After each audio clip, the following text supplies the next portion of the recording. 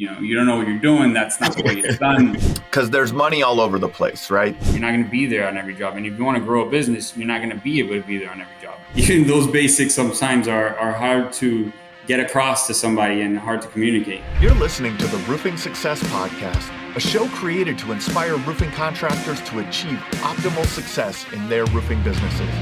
I'm the host, Jim Aline, the co-author of the books Internet Marketing for Roofing Contractors and The Best Known Roofer. I'm also the co-founder of Roofer Marketers, the leading digital marketing agency for the roofing industry. On each episode, I sit down with industry leaders to talk about their processes, the lessons they've learned, and how to find success in roofing. Hey, welcome to another episode of the Roofing Success Podcast. Do me a favor, hit the subscribe or like button, depending on where you're at. Maybe follow, depending where you're watching. Leave us a review. And if you want to take the conversation beyond just what you're listening to here, go to Facebook, type in Roofing Success, and join the Roofing Success Facebook group. Today we have one of South Florida's, Miami's own, Zach Exposito with Z Roofing and Waterproofing. Man, how you doing today, brother? Yes, sir. Thanks for having me on, Jim. I appreciate it, man. I'm doing great. And yourself? Yeah, for sure. I'm doing great. So we were talking a while ago, a few weeks ago, and I love your journey into roofing. You know, Z Roofing and Waterproofing is a family business, right? Correct. Yes.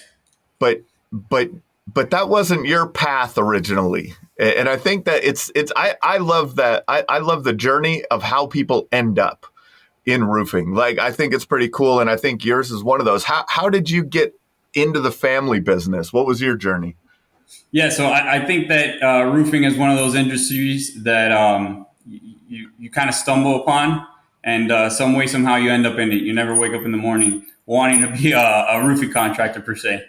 So I think everybody has a pretty unique story when it comes to that. My story, my father started a roofing company in '98, around that time, I want to say. He had a partner, so he had several companies then at the time. And, he was doing that for a portion of his time there. And, obviously I was still in high school and stuff like that. During high school times, we would, my brothers and my siblings and I would periodically go in and work with him on the weekends, or whenever we get sent home from school, or we would get in trouble or misbehave. So we got a really bad taste in our mouths from the industry because we saw it kind of in a negative way or as a punishment. And it wasn't the easiest work, obviously, right? Out here in these South Florida sun and heat, it tends to get pretty brutal. So fast forward, I graduated high school, and then I started college. And then, I really wasn't sure what I wanted to get into, but I definitely wanted to get into more so the investment side of things and stocks or real estate, things of that sort. So my dad had a good friend of his that was a real estate developer. And I was fortunate enough to get an internship at his company, which then turned into a full-time position while I was still in college. So I was doing that, which was, my idea was to, go into that company. And after I graduated college, continue in that path and, either do my own thing in that industry or continue with that same company, in the realm of real estate investing and, asset management and things of that sort. So, I loved it there. I learned a lot. But, as my time there, I was obviously while I was at the university, I was studying finance. So it kind of played a big role in everything that I was doing, and I loved it.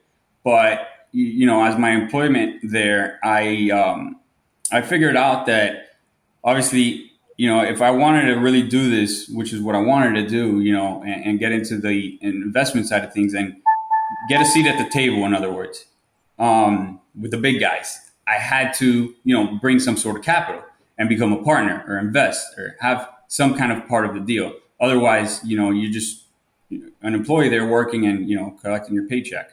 But that's not really what I was striving for from the beginning. So once I realized this, I figured, okay, well, I graduated college. Now I got to figure out my life career for the most part.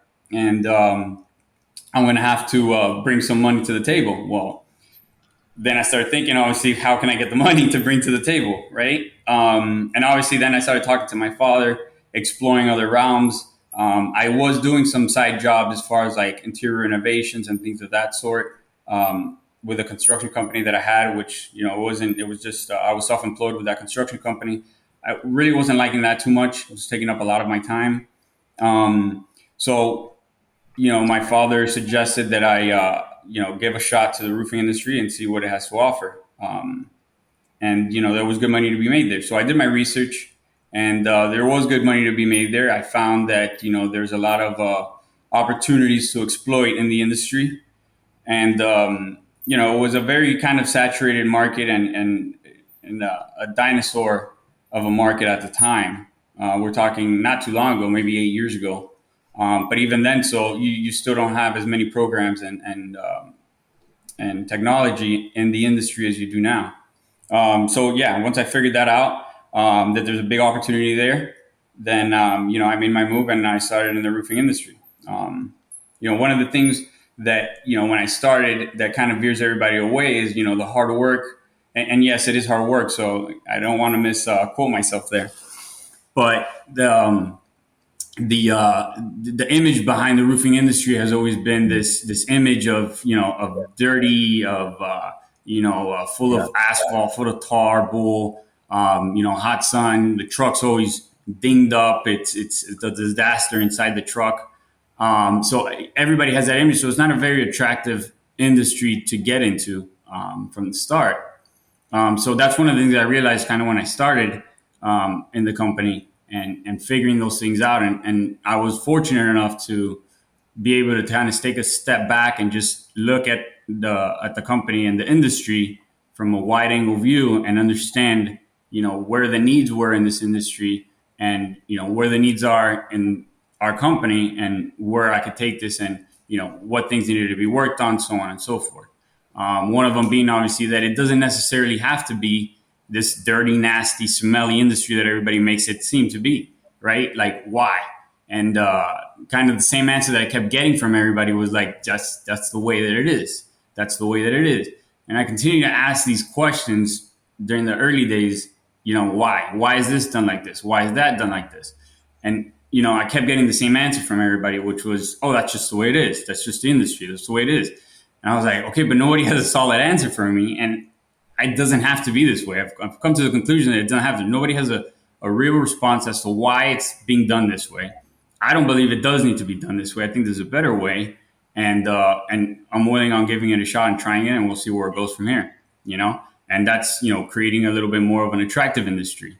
Um, Creating an environment that's more attractable for new employees, a better atmosphere for your current employees, and obviously for yourself, right? Like you don't want to go home every day, full of tar, asphalt smelling. When you don't necessarily have to. If you have to, I fully understand that, and I respect everybody that does, because that is part of the job. Still to this day, I get dirty, and unfortunately, I do get asphalt all over the new pair of sneakers and the new pair of jeans that you just bought. Not expecting that to happen that day, but Yeah. it is what it is, and it's just part of the business. But yeah, it doesn't necessarily have to be that way. So why do it if there may be a better a format and method to the madness? In other words, I think that that's happening a lot in the roofing industry now. Um, the newer generation of roofers is going, well, why, man? Why does it have to be that way? Why can't it look this way? Why can't we do this way? Why can't we make this a much more professional industry? And there's a lot of people coming into the business that or end up in the business from more I don't know how you say it, like more more corporate environments, right? So being on the real estate development side, I mean, some of the projects that you were probably working on, down in Miami, were they like condo developments, things like that, like $50-100 million builds? What kind of projects was that? originally, Yeah, my friend. originally, yeah, Yeah, so originally, what we were working on was pretty much anything residential, yeah, a lot of residential stuff, a lot of new construction stuff, and yeah, we were doing some of the bigger projects. Um, but not to the extent that we are now. And it was almost so much as a referral based business. In other words, in general, when it came to all aspects of of the commercial side and the residential side. Oh, So, I was referring to the real estate development. When you came out of college into the real oh, estate development business, like those projects that you were involved in and working on with that company, like there's a lot of money involved, right? Like correct. it's a different.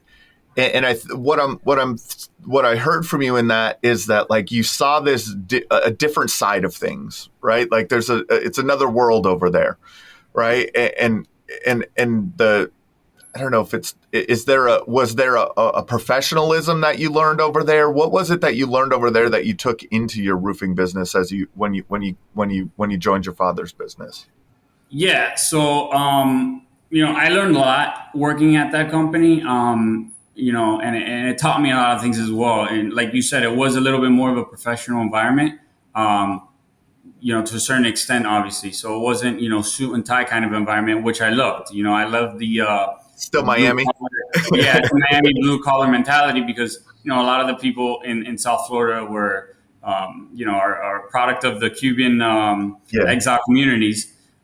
So, it's the hardworking community that, quote unquote, made the American dream, right? So, but I learned a lot there, and it was a lot more more professional in a sense.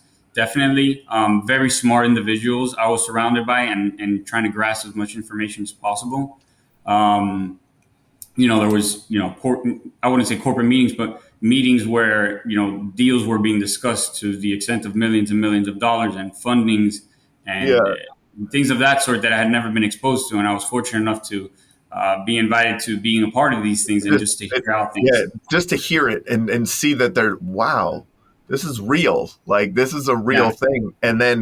But then I heard your realization was I'm not going to get a seat at that table sitting here.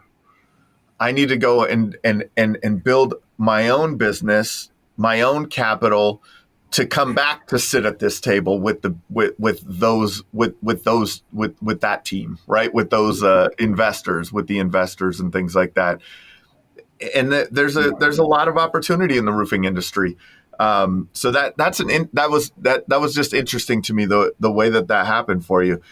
Let's talk about when your dad invited you. Hey, let's come down to the business. How was it?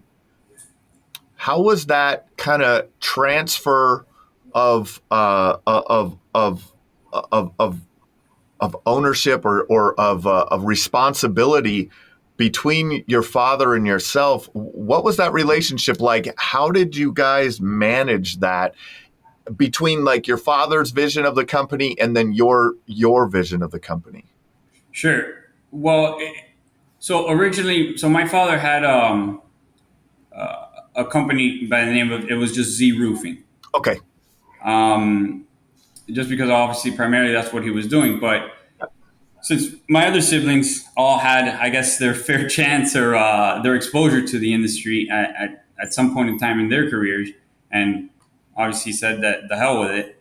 My brother was, going in a little bit more frequently than I was because, he was already in college and he was all doing these things. And then my father had a health issue at the time, um, which he kind of fell back from things just a little bit, and kind of slowed down things.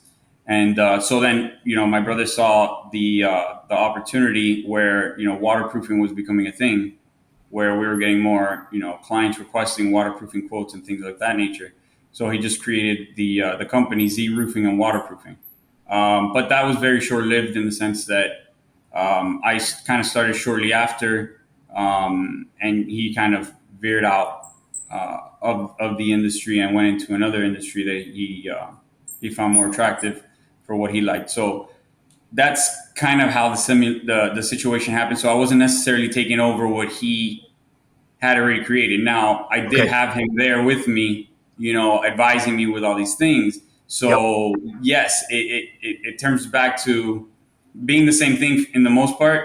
When I say when you ask the question, how was it with the transition and stuff, it was almost the same thing because being in the same office at that time, I'm doing something here for technically a company that it's a new company. In other words, you could think of it that way, right? Um, but I'm doing things one way, and he's telling me, hey, like you don't know what you're doing. That's not the way it's done.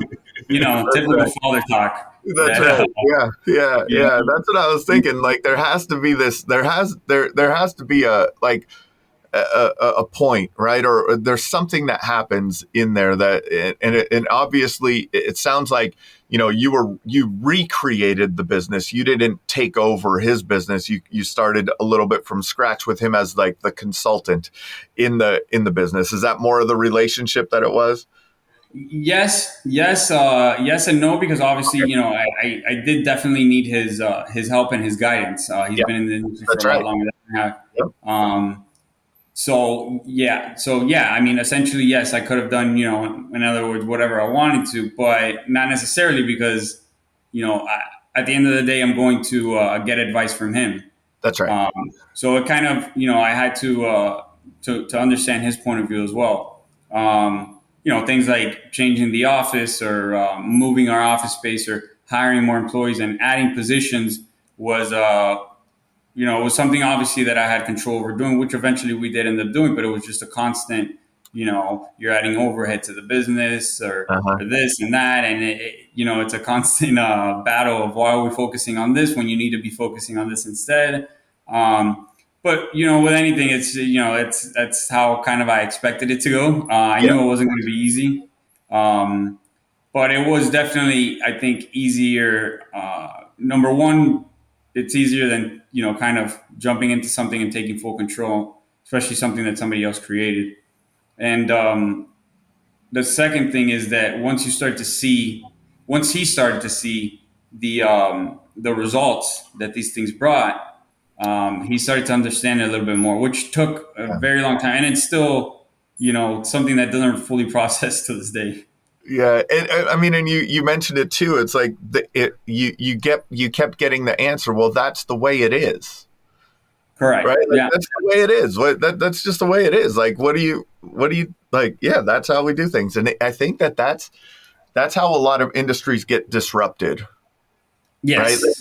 when they get disrupted when they feel like this is the way it is, and then all of a sudden someone changes it, right? Like I mean, on a large scale, like Amazon, right? Like you know what I mean? Like um, books are sold at bookstores. Oh no, we're going to sell them this way. Well, who's going to buy a book that way? Oh well, why would you sell a book that way? Well, that's the way it is. We open stores all around the country. That's the way it is, right? That we Yeah. open retail facing stores. Oh no, we don't need to do that. And so things get disrupted. Why do we need taxis, right? Like why do we need things? Well, it's the way it is. We get taxis. That's the way. That's the mode of transportation. When you go to a city and you don't have a car and you just call a taxi, and right, like there's Yeah. disruptions in the industry. I think, and so in those, kind of in those early times, what were the first gaps that you were trying to fill? The first gaps in the industry that you were like, man, this can change. I can change this, and I think it'll have a major impact on our business. Yeah. I mean, it was almost everything. One of the yeah, one of the goals I set out to kind of prove to myself and prove to everybody else that continued to tell me, it's just the way that things are, is that it's not the way things are. You guys are making it this way. It doesn't have to be this way. So, my goals that I set in mind was I'm going to show you that it doesn't have to be this way and prove to you that it could be successful. So, that was one of my goals starting off, and kind of what gave me my drive and ambition to work as hard as I could to to prove to them that stuff and make sure that it worked properly. Um, but you know, it was kind of all aspects of the business. Everything needed a tweaking. Everything needed refining. Again, like when I first started there, it was kind of like, all right, well, like how do we read drawings, for example, right? Like I have a Yep. client that has a new construction project. Okay, well, the way that we do it is, you send it to the printing shop, you go, you pick up the documents, you bring it back, you measure, by hand with a tool. And I was like, there's got to be a better way. This takes too much time. Obviously, and this was, again, when we're talking 8 years ago, more or less. Yeah. Yep. So there was softwares out there, but it was still the kind of the early stages of the softwares in the roofing industry. So I looked into it. One of the first things I did was get a software to do takeoffs for new construction and read blueprints and things like that. So just things like that. It was just everywhere. The way that we answer the phones, the information that we ask the clients when they call in, creating forms. It was just starting from scratch and creating processes and putting those processes in place where we're going to get to a point where an employee leaves the business and we have to rehire or we have to recruit new talent. So how do we train these people? Where's their platform and what do they have to go based off of? One of the other early things I did as well was create an SOP for the company, objectives, standard operating procedures with almost everything from answering the phones in the secretary department to operations and dispatch, GPSs in the vehicles, things of that sort. Fixing the vehicles, changing our vehicles out, understanding why do we have these vehicles that we're using, and just inspecting them and seeing like they're probably not as functional as you'd think they would be. And maybe if we used another vehicle, we would have a little bit more access to more tools and equipment at our disposal on the job site versus having to go back and forth. So just things like that, and it's an ongoing process, day to day, and it continues to evolve, and it never will. And I think the day that it stops, it's kind of like when you stop. But another thing as well that I looked into, which was one of the primary growths, along with everything else, has to come with it, but was obviously, where are we getting our customer base from? How are we making our sales? And how can we capitalize on that? And how can we expose ourselves to different clientele bases? So that was one of the things at the time. Most of our business was like referral based and things like that. So we put a plan in place to get out there and expose ourselves more to different industries, different people that in other words, wouldn't know who we were or what we did had we not gone and put ourselves in front of them and introduced ourselves. So we started doing trade shows, getting involved with different associations, communities, homeowner associations, communities, property managers, different contractors, things of that sort is what we really started to do. A little bit of advertising, changed our logo, updated our websites, a little bit of SEO on Google. And, little by little, we, began to increase revenues and get a steadier flow of book of business, higher client referrals. Our Google reviews were probably like 2 or 3 reviews, and they might have been all 3 were probably bad at the time. So getting into the realm of putting it in our process of calling the client, asking them for a review, things like that to little by little grow the business. Yeah, for sure. I want to go back to that. I think that's a impactful statement. Where are we getting our customers? Being conscious of where you're getting your customers from and developing some kind of an action plan, right? So it sounds like you're like, okay, these are the customers that we want. This is where they're located, right? So let's start with like trade shows. What customer are you looking for at the trade show, and what type of trade shows are you going to? Yeah, so we would typically go to condo associations and property management trade shows. Okay. And we were looking for basically any client, obviously, that needed a roof. Yeah. More than anything, what we were trying to do was obviously and build relationships. We were trying to build a relationship with homeowner associations, companies. We didn't really care about getting your business right then and there at the spot, or even in the next couple of months. What we cared about was developing a relationship with as many people as we could that were in these positions to later on down the road think of Z Roofing and waterproofing as their go-to, or refer us to somebody that may have an issue with their roof or whatever it is. That was our main objective there. And to this day we still get calls from, hey, I met you guys at a trade show. We haven't gone to a trade show in the last 2 or 3 years maybe, with COVID and everything going on. And then we moved to a new location, and we just have a lot going on, but we haven't been there like in the last 3 years, and we're still getting calls from people that have met us there, which is great. It shows that I guess we did something right by making an impact to that person. But that's our main goal, and helping the client out. At those trade shows, you have a lot of people that are interested and have questions, not necessarily for a building, but it may be for their sister's house or their personal home. That's right. And as long as you take the time and you educate them and help them and give them your phone number and, hey, give me a call, I'll help you out. I love helping people, because at the end of the day, this industry doesn't have the best. It doesn't have the best rap. In other words, it's you hear a lot in the news. Contractors, taking off with deposits, not finishing jobs, and that hurts our business and that hurts our industry. So I try to do my part there by obviously helping out. Hey, if you're going to go with somebody else, that's fine. Just I'll assist you and I'll help you, because the last thing I want is you calling me in the next 3 weeks telling me if I can finish it, because it's probably going to charge you double because of the fact that we got to tear off whatever they did. and you never really want to see that happen to anybody. It's not fair. It's not fair to the client, and it's not fair to the industry, because then that gives us a bad look. So I'm gonna kind of summarize that, and you could tell me if I'm on point here with what I'm hearing from you. Is having the right intention. It seems like Yes. you're having the right intention. Your goal is to provide value in these relationships, not just to get the business. Correct. Absolutely.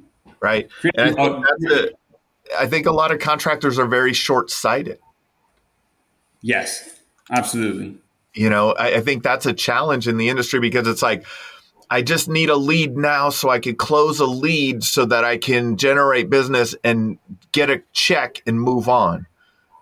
There's a short-sightedness in that, and I see it all the time. What are your thoughts on that? How, expand on, how you thought, how did you develop this mindset of, I'm in it for the long term.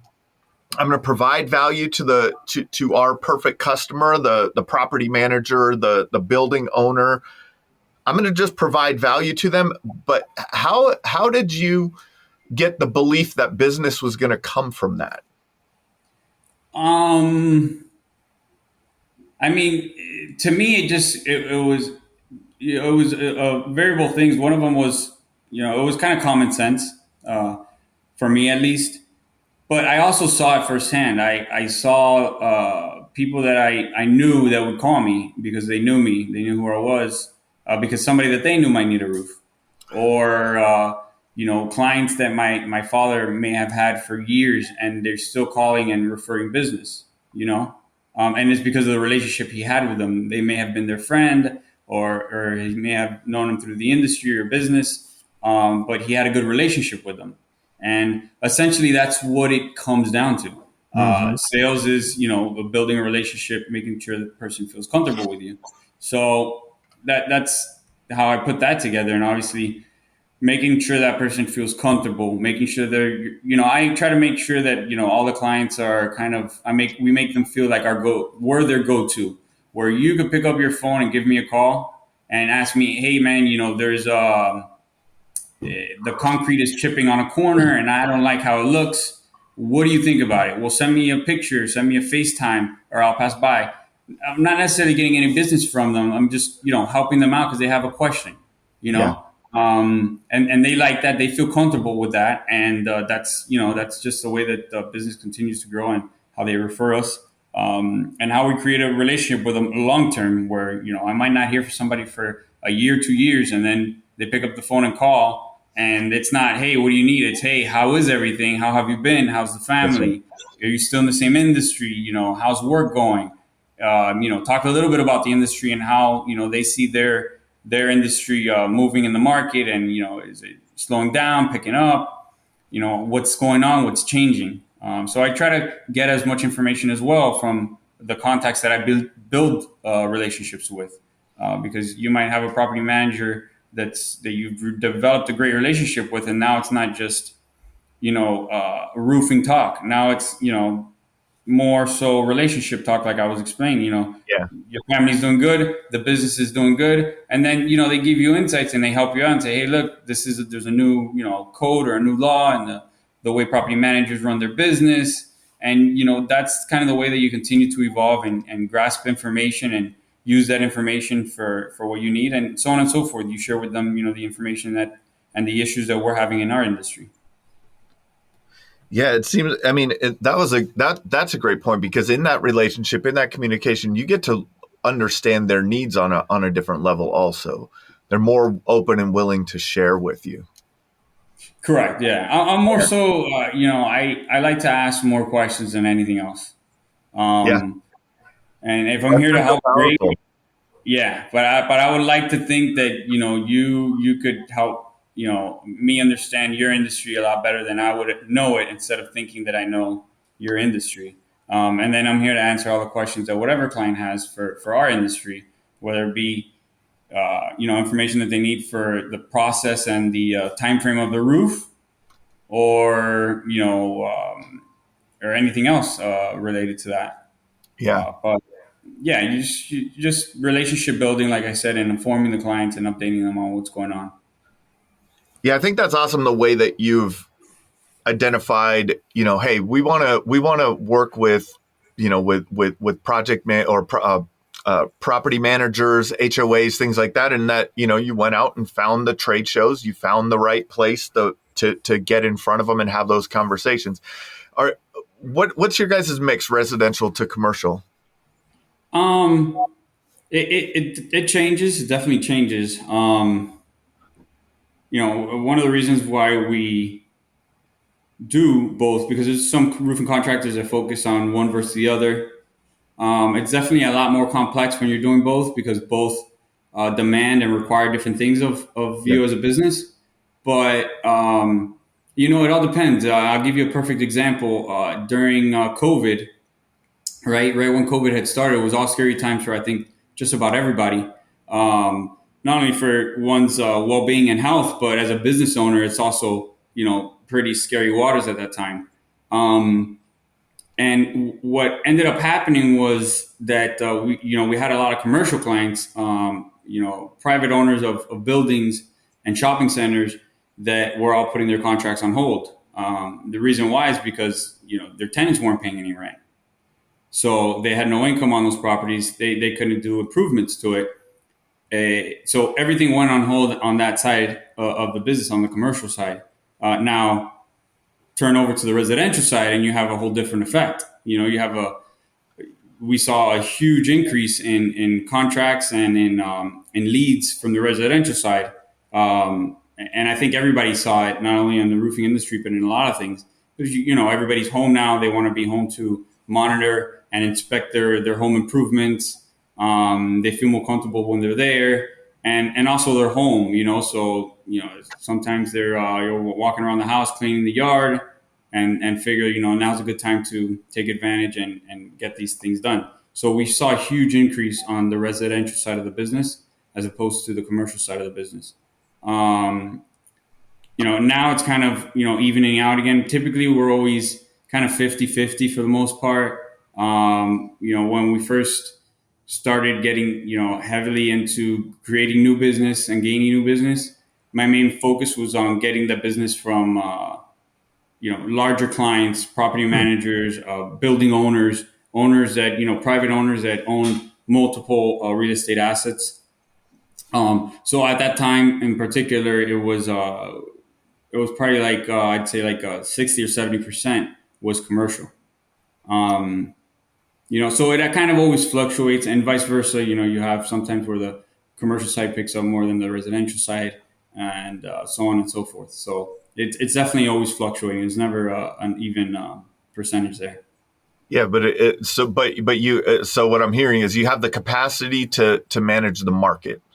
right? Like it's wherever the market goes, you're prepared to go Correct. with it, right? Like that. Correct. Yeah. On the Which is where we like residential, to be. yeah, for sure. That you never know where it's going to go, right? Like there's, Yeah, and you I know, think COVID was it was the most recent yes, example of that. So you don't the old saying and the cliche saying that you don't put your eggs all in one basket. It serves the same purpose here. So we try to do everything and anything and waterproofing, for example. We never did waterproofing in the past.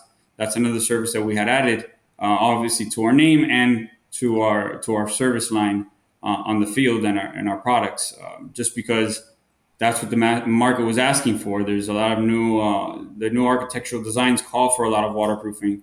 yep, South Florida calls for it as well because we're at sea level. You have a lot of these modern designs that have rooftop pool decks, rooftop terraces on residential homes. Before it was only really seen on commercial. Now in residential you see a lot of that. Balconies on residential homes are all getting waterproofed. So that's another aspect to our business that we saw an opportunity there as well, and we took advantage of it. So in that statement, in the way that you're thinking there, I want to clarify that it though a little bit, because there's money all over the place, right? Like, Hmm. and you could, I think, and you give me your opinion, but I think that you could get too wide in your service offering at also, right? Like you guys could go down and start doing siding, fences, gutter. You could continue to add if you're looking to really diversify your service offering. Where do you think the balance is of, and where do you think that, like, how have you made decisions of, we're going to add waterproofing? We think that's going to be a viable component, a viable service offering going forward that'll help balance that scale over time. Yeah, well, you're absolutely right in what you said there. And you definitely don't want to be all over the place with your services and offering too many services because the services require trained installers to do the services, and you're not typically always going to get all the same services at once to continue to employ uh, those field crews and those technicians Mm. that are doing the installing. So you're absolutely right in that, and we've obviously realized that. That's one of the reasons why we've cut our cap on our services. But yeah, so looking at waterproofing, what we saw there was number one, it's a component of roofing, obviously, Yeah. and one of the things was that we saw some trends in we were getting quotes, and some of our clients were demanding it was the roof on their home. So it's the roof of my house, but I want to go up there and hang out and lounge and put my barbecue and do all these things. And we were saying no. So they would Mm. go to another roofing company, and maybe they'd provide it or sub it out to a waterproofing company, or they'd hire a waterproofing contracting company. Um, that's one of the things, and also I saw it as it's not as common and as in the market as I thought it would be at this point, but eventually I definitely see it there. Mm. This whole green space, rooftop gardens, things like that. We saw the future where it was going. A lot of rooftop decks, and waterproofing is a cool process, and it's cool chemicals that are put together to create these things. It's a whole different kind of world than what we're used to in the roofing industry. But yeah, pretty much that's one of the things we saw. The other thing that we saw was that a lot of these big projects that we were doing, particularly new construction jobs, they had a ton of work when it came to waterproofing. So it was pretty much a 15-story building, and every balcony on that building needs to be waterproofed. And obviously, it was in our name at this point, so they were coming and saying, "Hey, give us a quote for the waterproofing." And we kind of didn't know how to say no at the beginning. And then we figured out that it is definitely a lucrative industry, and there's money to be made. And it's not just for example, putting a gutter up, here and there. It's we're doing the whole entire project, right? So, and the owner felt more comfortable dealing with one contractor for that part of the scope of work instead of getting a waterproofing contractor plus a roofing contractor, plus so on and so forth. Um, that's another thing. We're not just going out to waterproof one little balcony on a residential home. It's so we obviously, when it comes to that side of the service that we offer, we are a little bit more selective with our business. We are knowledgeable in it, and we do still offer it for certain clients and stuff. But when it comes in large scale and volume, then definitely that's when we take advantage of it, and that's kind of why we got into it, and it made sense financially. Everything made sense about it. Have you added any service offerings that you've pulled back on over the years? We have not that I could think of. Um, We really have not. Whenever we go into doing a service offering, a new service offering, I like to do as much research as possible. And even then, after the research is all done, said and done, it's not ever what somebody expects. Yeah. So you have to pull back. But we try to do the most research that we can before we jump into something, because I like to jump into something with all we have, and try to do it the best way possible, and not just dabble here, dabble there. And what that does is kind of create inconsistency within the company, within the employees, and your team in the company, and also with clients, because they're calling you and it's like, hey, no, we don't offer that anymore. Oh, you did last week, Yeah. Yeah. So yeah, we don't try to explore too many different services. We try to know where our cap is and not to complicate ourselves too much. Yeah, for sure.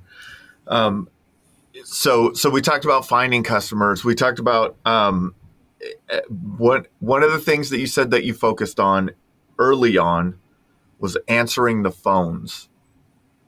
That's one of those gaps in the industry that is well known, right? That Mm-hmm. phones don't get answered, and even if they do get answered, they don't get answered well. And they don't get Right. answered with intent to schedule an appointment, right? Like it's just, hey, what is this person calling for? Hey, how's it going? Thanks for calling us today. What can I help you with? What did you put in place? What was that? How did you fill that gap? And what do you do on on that side of things to train the people answering the phones to do the best job possible? So we did two things. One of them was obviously, how to answer a basic phone call, kind of 101, which is just the introduction. Thank you for calling Easy Roofing and Waterproofing. My name is Zach. How can I assist you? Basic. You come to find out that even those basics sometimes are hard to get across to somebody and hard to communicate. But starting off with the basics and then kind of finding out where our gaps are. So what I would do is, I would just let the person that was in charge of answering the phones just answer the phones for the most part, the way that they answered it. And then afterwards, I would follow up with a call to then find out exactly what the client was really asking for, right? And then finding out what questions didn't we answer, what questions did we answer, did we ask too many questions, did we ask not enough questions. Um, so, and obviously it's one of the most important things because it's the first line of the sale. You So call in the important. business, it's going to put a good taste in your mouth or a bad taste in your mouth. Um, Thankfully and gratefully, we have I think one of the best person answering our phones now. She's great, but it's just creating kind of a dialogue and a form where you don't sound like a robot when you're answering the phone either. Yeah. Answering XYZ of questions, understanding the client's needs. Um, and then what we also did was we also created a second step process, because what I found was that even with the first step process of when, whoever's answering the phone's answers and asks these certain questions, um, they might not be asking the question in the correct way, or the client might not necessarily know what you're talking about, and just tell you what they think, and it's okay for our clients to do that, right? Because they're not the experts, we're the experts. That's what we're here for. So the leads were going out, and our sales crew was going out to projects, and come to find out that it was an awning, or it was a lead for a replacement, and it was actually a leak. Things like that. So you're wasting resources. It's a bunch of things going on. So what we did was we created a second step process. So the lead comes in, the office obviously, welcomes the client, speaks to them. And then once that gets assigned to a sales associate, that sales associate is required to go ahead and follow up with a call prior to their appointment or their meeting or whatever it is, to introduce themselves, see if there's anything that they need in terms of, if they wanted to see a sample, that way that, when you meet with the client, you're already prepared. But also asking the question that's on that form that you were provided. So, hey, I noticed here that, you have, that you're interested in a roof replacement. What kind of tile will you be interested in? Are you interested in tile? Are you interested in a shingle? And then at that point, the client might say, no, I'm not interested in a roof replacement, because sometimes as well, maybe the office staff or whoever was answering the phones, was dealing with something else at the same time. They wrote down the wrong information. Things happen, or we'll pull up the thing on the image on Google. Hey, my lead sheet shows that, you're calling for the replacement of the flat roof in the back of your home. I noticed you have 2 or 3 flat roofs, and one of them is an awning. Oh, it's that awning one, that keeps leaking. Okay, well, unfortunately, we don't provide that service. Maybe we'll refer them to somebody that does. But you cut that just from a basic phone call. Instead of having to go out there to the job site and figuring it out the hard way after you spend your time, fuel, all these things, and then you're probably going to be a little bit upset afterwards that you went all the way to wherever it was to be disappointed, and then your next appointment may not go as well because now you're going in there with kind of a negative attitude because you're already upset of how your day started. So with a basic phone call from the office, all those problems could be solved, right? So that's pretty much what we found to work for us at this point, and that's it. I don't like to. We don't like to communicate too much with the client in terms of calling them so much, asking them so many questions prior to, because I'm kind of understanding as a client, from a client perspective as well, that I have the attitude of, hey, you're asking me all these 15,000 questions. Why don't you come out here and take a look at the job already, right? That's right. Let's talk about it here. Stop worrying about where I'm getting the money from to pay for it. And, I'm insulted. So we just, we ask the basic questions, and okay, well, we got a good understanding. Now let's meet out there and we'll talk a little bit further when we meet. But, just the basics could solve a lot of problems. Yeah, there's a balance there, right? There's a balance in qualifying the prospect, qualifying the lead, right? You definitely need enough information to know I look at it. I do a lot of webinars and trainings, and people always talk about leads and bad leads and good leads, and I always think that I frame it as lead and prospect. Right? Like there's someone that is interested in, or they think they have a need for a service that you provide in your service area. That to me is a lead, right? They're looking for a service that they think you provide. A prospect is now someone that you've qualified. Oh, it's not that awning. It's this, right? Like you have a much more identifiable problem that you're looking to solve in that regard. And so I like that how you're doing that, like you're making sure, but then there's that balance, right? You put them through a half-hour survey on everything that about their that you need to know, and pull their credit to make sure they qualify for financing before you even come. Like that's not going to happen. Also, so yeah, that's a good a good insight there for sure. And the other thing too that I've noticed is that you can't really, you can never really determine if it's, a good lead or a bad lead, like you were explaining, because it might sound like a bad lead and turn into a good lead. It's whatever that salesperson turns it into. Again, the client is not a roofing contractor. They're just a homeowner. They might think that they have a minor issue where it's a large issue. They Yep. might think that the water is coming from their awning, but it's actually coming from the roof, and then it's dripping onto the awning, or running through their soffit and then going onto the awning, and then it's falling down through the awning. Yep. They don't know those things. So that's our job to turn that prospect into a lead or into a sale or into an opportunity. Yeah, for sure. And another great point is people. First of all, I say this all the time. People don't want to buy a roof. Correct. Like people don't want to buy a roof. It's not something that they're looking and excited about purchasing. Mm-hmm. And then the other part of it, they don't deal with roof issues very often, in most cases, right? I mean, it may be a decade or two before you even ever have to deal with a roof issue on your home, right? So it's not the ability to understand from a homeowner's perspective or even a property manager's perspective on a commercial building or something like that.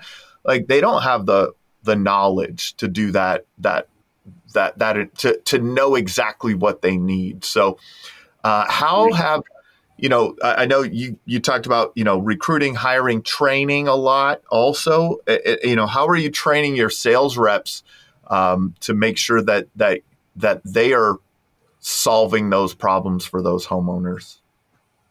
You know, they obviously get a the required paperwork, the SOP and operations flows for sales, how to go about things. But at the end of the day, you do have to train when it comes to sales and dealing with clients and objectives and situations that occur throughout the sales process.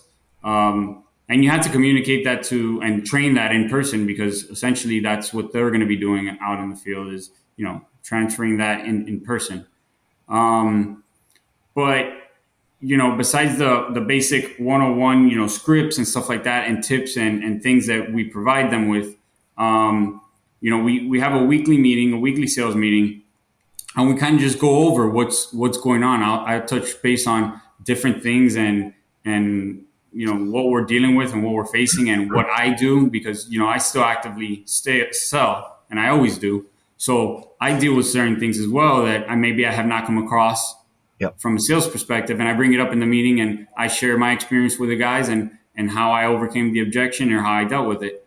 But also more than not, the guys are the ones bringing up objectives and different things and different scenarios and issues. And my job is to kind of solve those issues and discuss them. And that's a perfect time on a weekly basis to discuss them and say, okay, well, how are we going to address this? What do you think is the best scenario? And then I'll train them. And I'll explain to them what I think is the best scenario and how I would have handled it. And sometimes I'll say, well, why don't we get on a call with that person, right now in the meeting, and let me talk to them if you don't mind, because I don't like to overstep the boundary when they're creating a relationship with the client, and then I come in and who am I, right? So I like to get that person on the call maybe, and then show my guys, this is what I just showed you. This is we're going to put it into action now, and then let's see the result. The result is positive, then it's a proof of where the pudding is, so they could move forward with that and use that. But the process of sales is constant. It's not just a week or a day thing where it's just like a boot camp and you're on the go. I feel like it's a constant thing, and it has to be done with time, consistency, and experiences, because you face things different every day. It's something new, which is a great thing about the industry as well, that it's never the same. It's never a dull moment. You deal with different clients and you have to adapt, right? You deal with a client that may be more monotone and introverted, and you don't want to make them feel uncomfortable. So you have to adapt to them, and you have to, more than anything, it's not necessarily teaching somebody to sell. It's teaching that person how to adapt to people's personalities and ways, because you don't want to be talking too much and so outgoing, and somebody doesn't want to really talk too much and they just want to get the deal done and going. you might outsell yourself. You might get a bad taste in their mouth. They don't want to deal with you. Yeah. I got to deal with this guy who's been calling me 15 times for 3 days. Imagine for the next 6 months that I have to do my roof process. This guy's going to drive me berserks. So you have to, maybe there's some clients that like that want you to call them 15 times, right? So you have to adapt to what the client's needs are, and understanding those needs is where the training comes into place. And one of the hardest parts is understanding exactly what the client's needs are. What kind of person is the client? Is he a business owner where, he's flying majority of the time? He doesn't want to deal with anything. He wants you to handle it. Or is it somebody that wants to be, held by the hand and walk through the process and update it as they go along? You just have to adapt to them. And that's what I think would makes anybody a great salesperson. For sure. That understanding who they're selling to, and how to sell to that person. Mm-hmm. It's again listening and questions, right? Like I think you mentioned it earlier, like asking good questions. Like good questions. That's the key to so much of the so many successful aspects of your business. Yeah. How are you finding good people? It's tough, man. It's a tough labor market what we're dealing with now. Fortunately, we've had a great team of people on the field. They've been with us for years, and in our office as well. And a lot of any company success, especially our success, is mostly in part and all attributed to who we are as a company, which is our employees and our staff, right? The corporate culture that we hold here, how we talk to our clients, everything about it reflects on who we are as a company, starting from our employees. So the people that we currently have are amazing. I'm super grateful for our team that we have now and everything that they do. But as a company grows, you got to create new departments, new roles. Some people, move on and go to their life career, or they graduate college and they want to do something else. So what we try to do is put go ahead of the curve when it comes to hiring employees, because it's not the easiest thing in the world, right? In general, it's not easy to find employees in today's market. And aside from that, it's obviously, like I said, you still find people with that bad taste in their mouth to the roofing industry. So you see a roofing advertisement, you're not going to jump out of your seat and give them a phone call.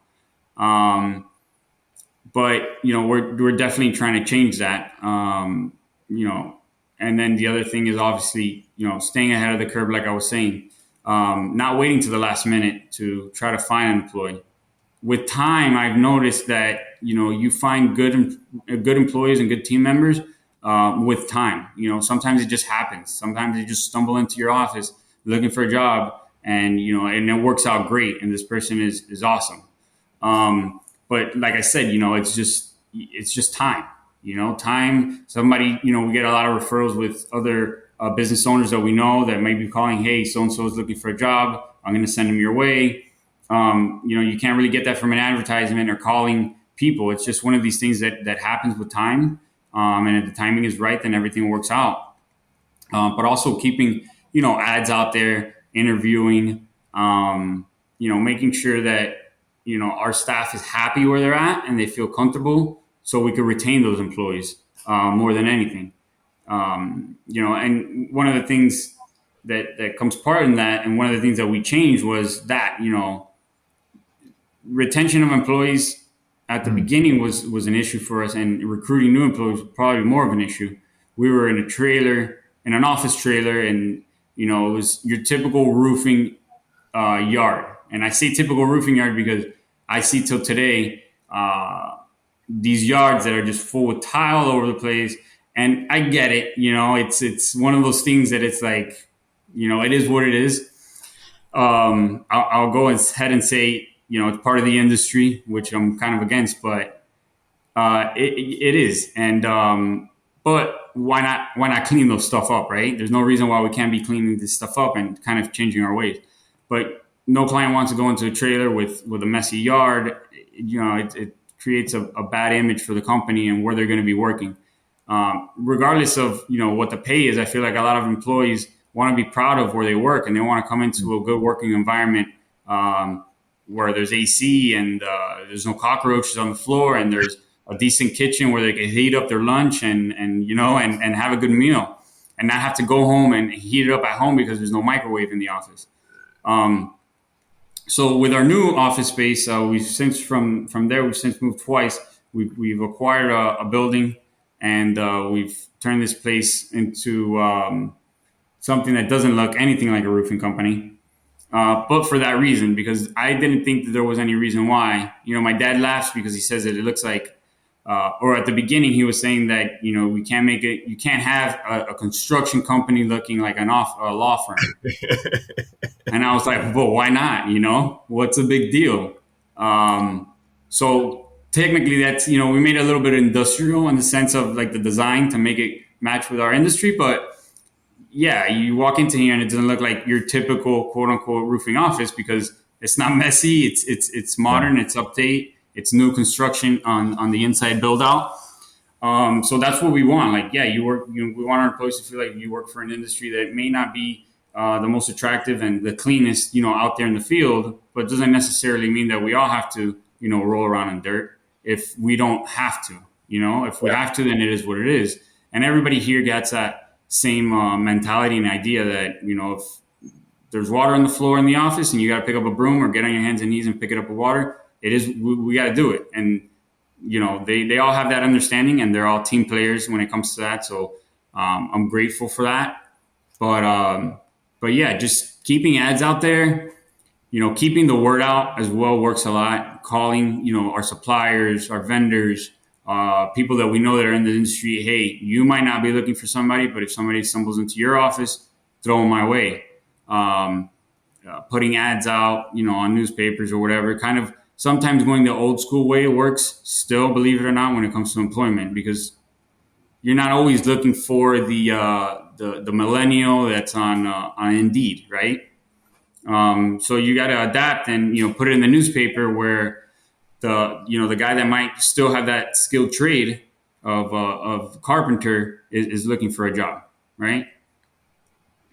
So that's how we kind of have adapted to the labor market and how we try to find employees the best way possible. I think a great point there is ongoing, right? You're making sure that it's ongoing. Like if you're waiting to hire, that could cause some issues in your business. Yeah. And then the other point, and you'd mentioned it earlier, and I was going to ask you about it. You'd mentioned in creating an environment for your employees, and now I understand what you meant by that earlier in the conversation when we were talking about gaps in the industry, and that's an important point too. And it might not be something that you do from the start, right?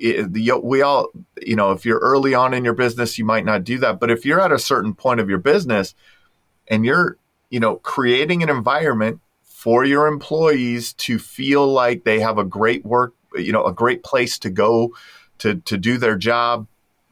That's important. That it really is. And thinking about retention versus, how can I find the next person? That retention is important too.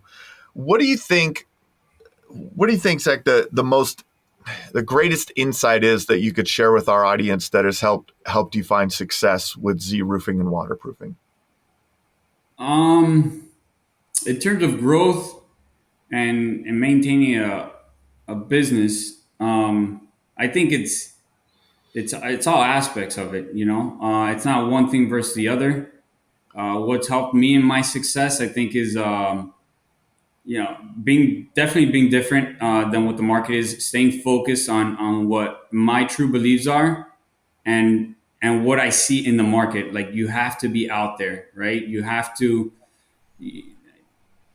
When I say knocking on doors, I don't typically mean knocking on doors. We don't knock on doors for roofing sales, but when I say knocking on doors, what I meant is, you got to be out on the street. You got to be eyes and ears. And if you're not out on the street, you have to have somebody out on the street, or be involved with a lot of people in the community, with your relationships, and make sure that you know what's going on out there, so you can be able to adapt. So adaptiveness, I think, is definitely one of our contributors to success. Adapting to market, adapting to our clients more than anything else. What their needs are, how we can make their process more seamless and less of a headache. By sending them emails, photo reports, having them call to us less, asking for questions. Let's provide them with the information before they even call and ask us, right? Making it accessible for them online, Zoom meetings, things like that have also helped us with sharing information with the clients. But you also have to kind of adapt to it and understand that these softwares and processes and things are there, or if not, you got to create them. And that's what we've done too. There's things in our business where there's not a software for it, so we have created it. And that's one of the ways that you disrupt the market and you change it, and not sitting there and saying, well, this is the way that it's always been done, and this is the way that it is, and it doesn't exist, so this is the way that we do it. Well, if it doesn't exist, let's create it, right? That's kind of the mentality that we have. So that's one, is adapting and changing with the markets, disrupting the markets, changing the way that it used to be, to create a client experience in general, the best client experience that they could have, right? So, finding out what the issues are with the current client experiences. And if you don't think there's an issue with it, then it's not going to change for you. But if you do, and when I say, thinking of the best client experience, always think greater and better and extravagant. Like, we're already doing all this stuff. What could we do more? Well, we could do a lot more. Let's think about it. Why don't we give the clients a care package and a T-shirt and a koozie and or maybe a ticket to a game? Something there's always something that could be done, right? So trying to figure that out and exploiting that and putting that into effect and into process is definitely a huge contributor to the success. Another one would be finances. I think is something that goes very overlooked in the industry. Especially now with social media and stuff. Everybody tends to gravitate to somebody on social media that's selling this idea of a roofing business, or they're sharing their things, and that's the way to go, when technically it's not, right? So I've never gone based off of what somebody else says. As a matter of fact, I've always kind of gone against what others that have been in the industry longer than me say. When I share with them one of my ideas and they say, oh, that's not going to work because this and this and this, I say, well, watch, I'll show you. I go against it because I want to prove to them that it will work, and it doesn't have to be that way. But staying focused and not letting others, influence you, and staying focused on your plan and your ideas, and having a vision and sharing that vision with your team is definitely another contributor to the success. But with the finances, what I was trying to say was that, a lot of people go into the industry, looking at social media and all this looks like greatness, but at the end of the day, it's a business, and with a business comes financials and management of funds. And I feel like then and even now, so a lot of people get into the roofing industry and business in general, with the mentality that, hey, look, I was a salesperson at another roofing industry, and I built a book of business, and I'm good at what I do, and I could do this on my own and just sub out the work. And that's all great, and it sounds beautiful, but it's only going to get you so far. Yeah, so financials definitely is a big part of the business when you're trying to grow the business, and that's been another contributor to our success. And I feel like it's a missing link in a lot of businesses today. Because they're not, they may have been, involved in the industry some other kind of way and started a business, or took over a family business and not really so familiar with the financial side of it. But you got to be able to look at a financial statement, a profit and loss, a balance sheet, and understand it, and understand if your books are balanced properly, if they're balanced improperly. Bookkeeping, you have to understand and know bookkeeping and how things need to get entered into the system, why they have to be entered those ways. Because if you have somebody that's doing your bookkeeping improperly and entering things improperly, that's just going to throw everything off when it comes to looking at your financials. And your financials could essentially tell you everything about your business, and it'll help you grow your business. So, obviously one side of it is, clients and that aspect. But, you could grow your business as much as possible and have the best book of business and the highest closing ratios. But if you're not, turning a profit, you're not doing anything. So understanding financials and looking at them, knowing where you have to cut your costs. And when you continue to grow a business, your costs and your overhead tend to start increasing more and more and more. So the simplest things is office supplies, at a month-to-month basis. Why are we buying more paper this month than we were last month? What's going on? And why is it? What's the need for the increase? And all these little things add up, and they're important to look at, because once you oversee them, it's kind of becomes a slippery slope. Honestly, importing whatever it is into the system, is important as well, because you need to be able to job cost. Because if you're not making a profit on jobs, you need to understand why your profit's not being made on those jobs and what the issue is. Is there, are your prices too low? That's how you adjust to price increases and things like that. There's something on the job site that, did we account for 4 days of work and, our labor is exceeded the budget by, 7 days. Well, maybe our budgeting on labor days and performance is off. So you have to adjust those things. But if you're not doing that, and you're not looking at the numbers and you're not looking at it, you're never going to figure it out. And it's never going to get corrected. And some people think that they could figure it out by being on the job site and saying, okay, well, I think it's 5 days. So, the crew's going to be there 5 days. So I'll control my labor by being there every day and making sure they get the production done in the 5 days that needs to be done. Well, unfortunately, on that job site, you might have the production done in the 5 days that you expected. But that's not necessarily going to happen on every job. You're not going to be there on every job. And if you want to grow a business, you're not going to be able to be there on every job. So it's finding out those things and kind of streamlining the process in a sense, but understanding financials and where your cost is going, where your money is going, your profit. It helps you figure out a lot of issues with the business and helps you create solutions to those issues where you could continue to grow the business and be successful and be profitable and then grow and that's add more assets to the company, new vehicles, new trucks, have happier employees, and so on and so forth. Awesome, man. This has been another episode of the Roofing Success Podcast. If you would like to generate more revenue through your digital marketing efforts, please visit roofermarketers.com to get a copy of the book, The Best Known Roofer. Also, check the training section of the website for guides on everything from running effective pay-per-click ads to how to properly set up your Google My Business listing. Thanks for listening.